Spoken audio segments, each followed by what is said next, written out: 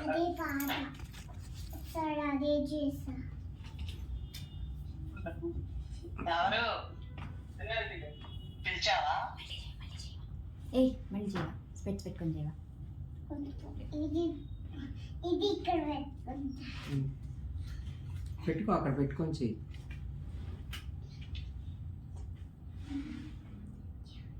అమ్మా డిప్పర్ పటేరా జా డిప్పర్ పటేరా దేవర dipper పటేరా.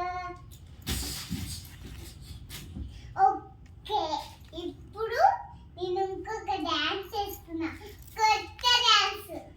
Yeah hey కరం కరం